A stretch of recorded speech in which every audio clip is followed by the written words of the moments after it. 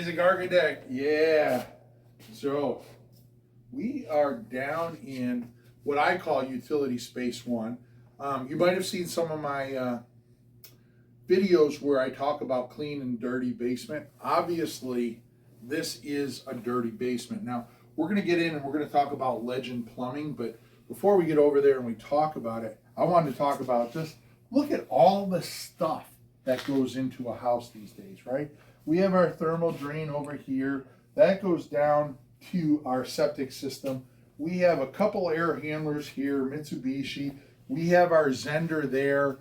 On this wall here, we have a couple of our warm board manifolds happening.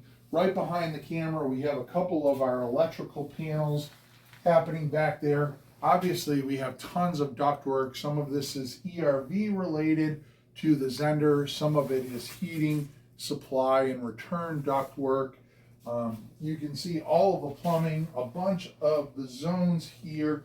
This is all of our warm board equipment. But when you look up above, it is just amazing the amount of stuff that we have in our houses these days, right? It's not simple anymore. It's not just a couple pipes, 2.5 bath or 2 bath. I mean, the house I grew up in, we had 1 bath. And, for some reason, after I left, my dad decided to make it a 2 bath house. But anyways, we have our water heater, one of the 2 water heaters here. We have our sump pump there. We have our bulkhead there. There's a lot happening in this space. Our electrical service comes in through there. But I guess my point here is that, when you're planning a house, there's a ton of stuff. Even all of the plumbing, right? You have waste lines that you have to deal with, all these 3, 4 inch, 2 inch lines.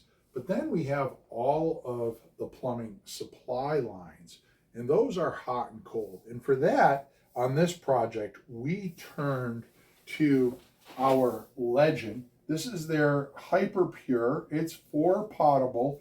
It has all kinds of ASTM codes. I'm not going to bore you and read through that. But the thing that I like about this is at 73 degrees, this can handle up to 200 PSI.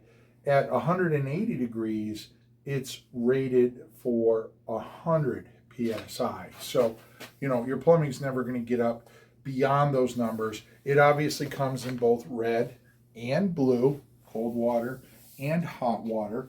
One of the things about this is, if you go on their website, I'm going to take a little bit of a leap. I want to say their pipe has a 100-year warranty, but don't take that as fact. Go check it out. But if I remember correctly, when I was researching it and looking at it, that's the number that sticks. I think I might have pushed that on too far when I put that on last time. Yeah, I did. Let's grab a new one. One of the things about this, and I might not have one, is for this. I might have foiled my own. Yeah, here we go. Might have foiled my own video. So, these just basically have these click and lock fittings that the pipe basically just slides on, and you can push it on there, and it has a nice locking joint. Obviously, you have T's, you have L's. You can see it all above here. It is a full system, so you can see, it has the angles. It has the shutoffs here that go to, brass shutoffs. Our plumber did a really good job in labeling this.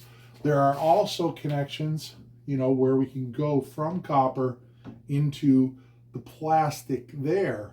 But I know some of you are skeptical about click and lock and all of these type systems.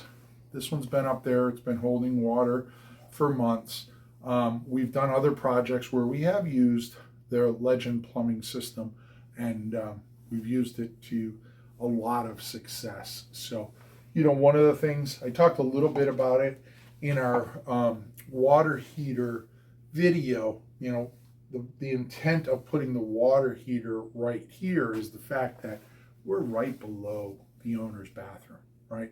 So from a design perspective, one of the questions I always ask is, what am I going to do 90% of the time? Or that's how I make judgments, right?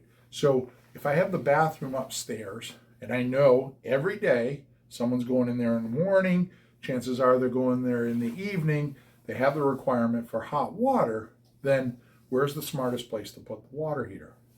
How about directly underneath it, right? I have the shortest amount of water that I'll put down the drain before I get hot water out of the tank.